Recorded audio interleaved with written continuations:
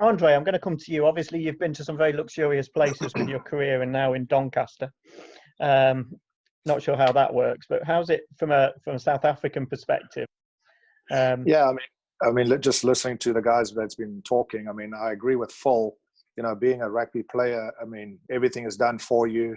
You pretty much know 2 weeks in advance what you're going to do at 3 o'clock in the afternoon, what you're going to have for breakfast, what you're going to have at training. So everything is done for you. All you need to do is look after yourself, make sure that your body is in a fit, healthy state to perform whatever is expected from you. And all of a sudden, that's been taken away from you via you retiring or injury or whatever. I'll come to the injury part. So yeah, that was a big transition. And all of a sudden to realize you wake up in the morning and you don't have to go to the gym. You know, you're like, shit, what's going on? What do I have to do? Do I have to run to the kitchen to get myself a cup of tea? And because your body is so conditioned to keep training, and all of a sudden you don't have to. So with my transition, what I did is you so often see these old guys, they retire, and then 6 months down the line, they're itching at the bit to try and make a comeback. And then they do make a comeback, and then they make it worse. So I said to myself, I don't want to be one of those. So when I decided to retire in 2007 at Leeds, I basically took a year, 18 months break completely from rugby. I didn't watch rugby. I didn't talk rugby. I didn't coach. I did nothing, absolutely nothing. But in that time, I hooked up with one of my friends who had a construction business, and he taught me a lot of ways how to do network, how to basically manage a project in construction and stuff like that. Because what I saw growing or playing during my career, I was fortunate to be one of those players who started as an amateur and went through the transition in 1996 to professional. So we had to basically, we knew we're not going to get money for playing. We did a little brown envelope on a Friday afternoon, but that wasn't enough to sustain your life. So we knew we had to do something else for after rugby. So that's why a lot of the players my age, we had to go and study. We had to get a degree, a diploma, or some sort of education so you can go and apply for a job after rugby. Nowadays, I see youngsters, they go straight from school, straight into academy, straight into professional rugby. They've got no education around. They've got no, some of them do, some academies do offer some sort of education, a marketing degree or an advertising degree or a business degree, but a lot of them don't. So this poor kid, when he's finished with rugby, he's got nothing, no degree behind him. So he's relying on people, on his network, not so much his degree. So he's relying on people they trust and a friend of a friend and those kind of things. So basically he's been still guided, but he could be misguided. So that is my problem. I would like to see the youngsters get education behind them. So when they do leave the world of rugby, they can say, you know what, I've got a degree in marketing. Now they can use their network and connect with somebody that he can actually use his degree, not just, thumb suck and say, okay, cool, teach me how to do it. No, then it's too late. You got to get a degree before. And then hand in hand with that, come back to the injury part. I mean, as you know, you can play and you can prepare as much as you like. You never know when that injury is going to happen. And that's what happened to me in 99. I mean, I had everything planned out and I had my severe ankle injury just before the 99 World Cup and everything was taken from me. The playing privileges, the World Cup was taken, the insecurity, everything was gone. And the doctor basically said to me, you're done for at least a year. So what do you do for a whole year? You're not playing, you've got no income, you've got the unsurety of getting back. Are you going to be playing again? And that is what you need to prepare for. Not necessarily always after rugby. Is what do you do during rugby as well? Because that can happen you can run onto the pitch and within the first minute with a kickoff, your ACL can go or your knee can break or anything can happen and you're done. What then? It's all good and well saying prepare for after rugby. It's what you're doing during rugby as well. And once again, when I started playing professional in 96, we didn't have the advice, these kind of things that we're doing today on a chat. where people network on video chat and giving advice. And so we didn't have that. We didn't have people coming to us and say, invest your money this way, or do this or do that. What we had was people taking advantage of us because we didn't have the experience. They would say, oh, invest your money in this, and invest your money in this health insurance and life insurance and all that stuff. And we didn't know the better, because all we wanted to do is play rugby. We didn't want to worry about all those other things. And a lot of guys got burnt. And when they opened their eyes and they finished their career, they didn't have any money left, because all their money was invested in the wrong places, because nobody guided us at the time, because it was such a quick transition from amateur to professional. But one morning you wake up, you're still an amateur. And the next morning you wake up, just because you sign on a dotted line, you're a professional. The only thing that changes is your bank statement. But I mean, you're still an athlete. You still have to go and train. But nobody taught us how to be a professional athlete. What do you have to look for? What's the next step? What do you have to look at? You know, financial wise, family wise, your future. Nobody taught us that. It only later in the process, I would say, closer to the 99s, the 2000s. That's when the agents started jumping on the bandwagon, and they started giving advice to us players how to manage your money and all that stuff. But those first 2 years was absolutely hell, because like Sam said, you know, as a youngster, you're 22, 23-year-old, you got all this cash. What do?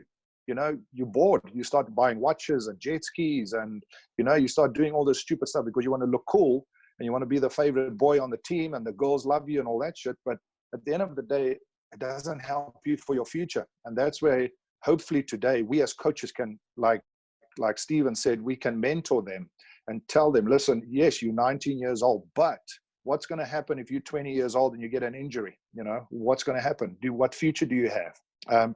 So yeah, that's just from my point. I mean, it's tough, and I'm glad that now there are forums, so to speak, that we can help the kids, you know, and hopefully they listen, because all they want to think is play footy. So hopefully they listen, and we as role models, we can guide them. Brilliant, thank you. Really insightful, and lots to take in there. So thank you for that.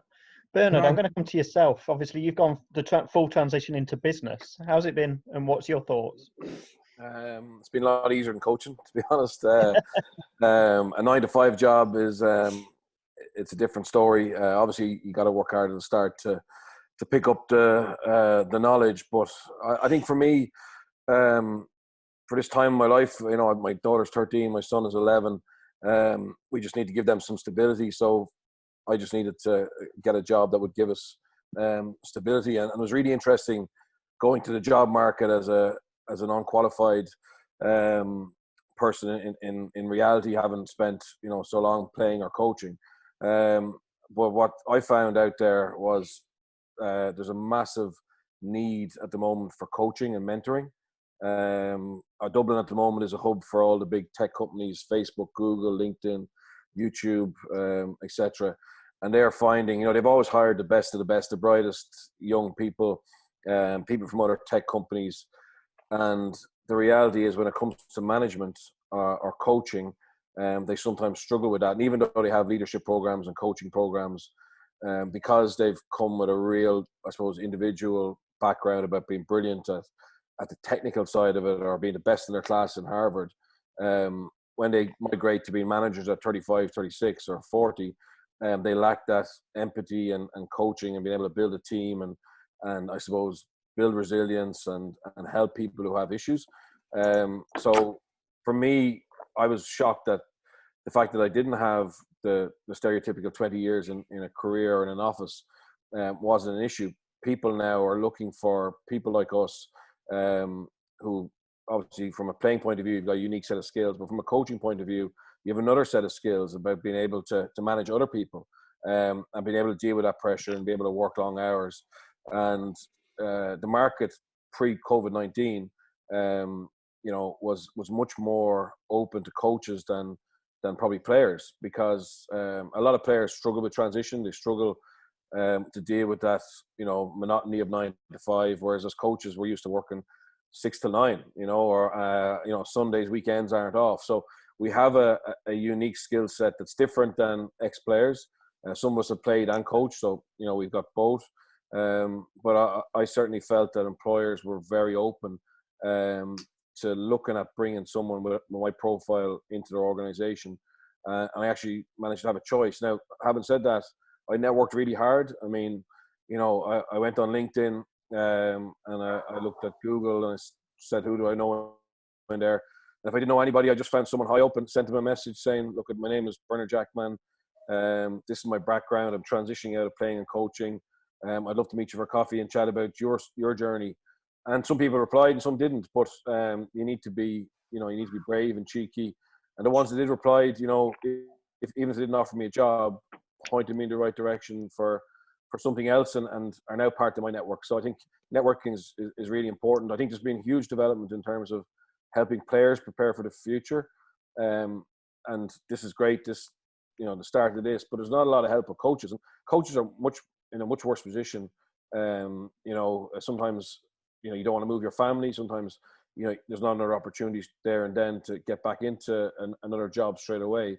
And we don't have the time on a Wednesday to go spend time with a corporation, but it's really important that we are planning for what could happen next.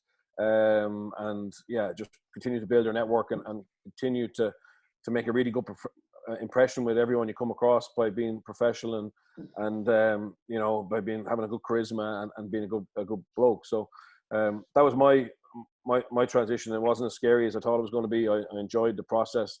Learning new skills, that's not new for us. You just got to get stuck into it. And while being an ex-player and having a media profile or ex-coach opens the door, after 5 minutes, when they move on to what you're trying to sell or what you're trying to bring, I mean, that's gone. So it's great for opening doors, but you have to actually learn a new set of skills. And to be honest, I don't think any of us would struggle with that. I mean, it's just a case of deciding what you want to get into.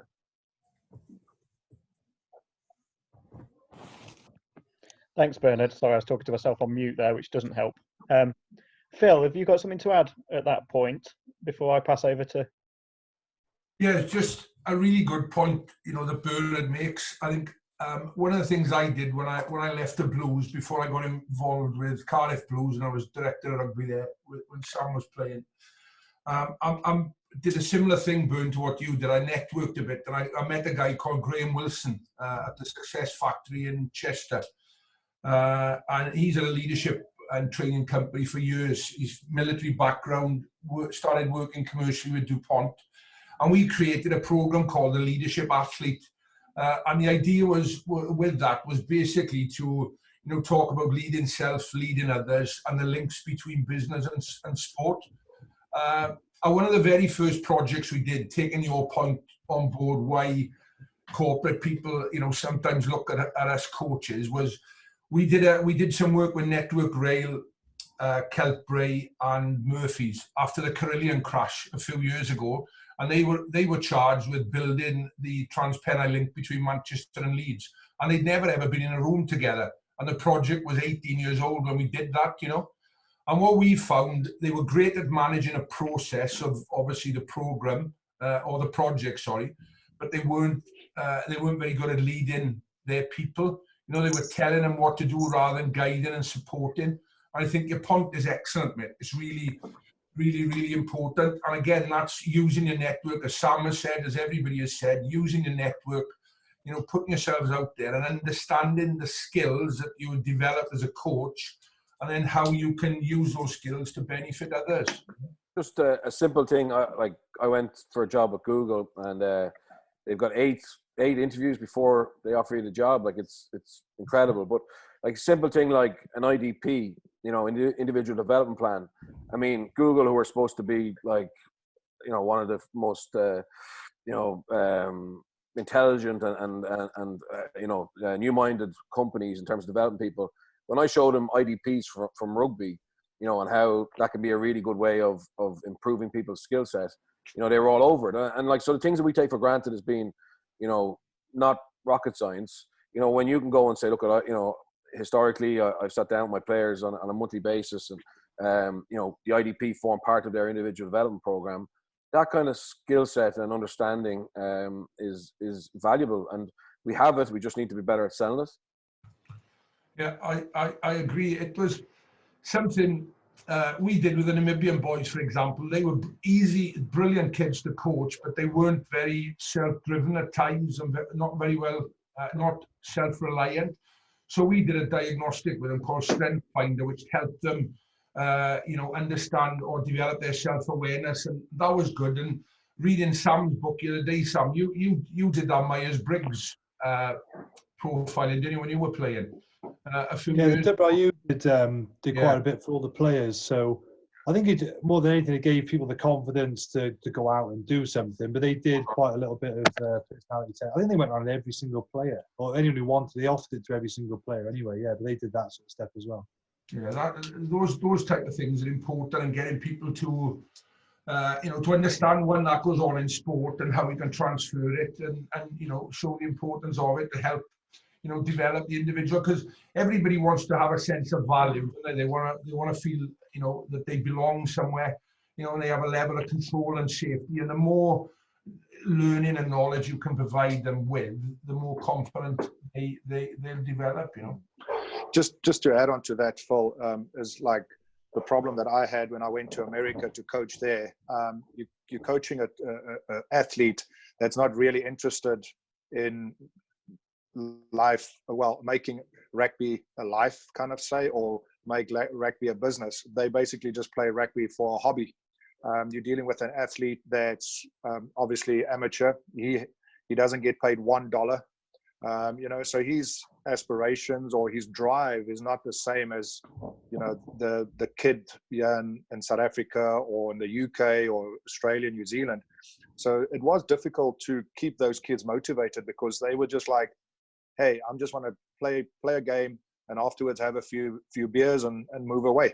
So I must say it was really difficult for me to make that, what you can call it, the managing of the team, to try and motivate them and to try and steer them in a direction for life after rugby, because all of them already had a life after rugby, because they were proper amateur. They didn't receive $1 from rugby, so they already had jobs. They already set for life after rugby. They used rugby as, like I say, enjoyment. So it was difficult for me to manage them or to guide them or to mentor them, because they would always just say to me, but coach, we just want to have fun. As soon as I bring the professional aspect into the game or into the environment, they were just like sort of shooting it down. So I had to adapt to, instead of making it like a professional environment, I had to create a family environment where because that's what they want. They want to come and play a game, have a few beers, have a barbecue or whatever, and then move away. So I had to change my outlook as a coach, turning it from managing the players to create a family environment where the players bring their family and they want to say, you know what, I want to go play rugby because afterwards I'm going to do some network with my mates. They don't want to do network for business. They were not interested in that. They were interested in having a good laugh with their mates. So that to me was very difficult to keep it professional as a coach on the rugby field, but then off the field, be a family environment, create that family environment, which I think we really did with the help of my wife. We really created a really great environment for them. The players loved it. The club really grew significantly. We created, a few scenarios with the players so that they can reach out to other players, and the numbers in the club grew because everybody wanted to go and play at this club because it was such a fun environment to be in. They were not worried about life after rugby, so that was quite a challenge for me. Good point. Really interesting. It's a very good point. Very interesting. It's like, if you remember, Andre and Tim and Hoggy were at Leeds when we were there, and we never had the big budgets, taking your point on board, and we had to try to create little points of difference. And one of the biggest things we did, it didn't affect you at the time, by the way, but when we created up a creche we created a creche for families, we remember, yeah. before and during matches, which was hugely important. Made the players, and particularly their wives, feel special, which was good. So all those little things are very, very important. No, absolutely. Because at the end of the day, you as a player, the last thing you want to worry about is whether your kids and wife are they sitting in the right place? Do they have tickets? You just want to focus on your game. So if you can take away that added pressure or stress for a player by managing his family life and stuff in and around the club, that makes a huge impact on the actual player.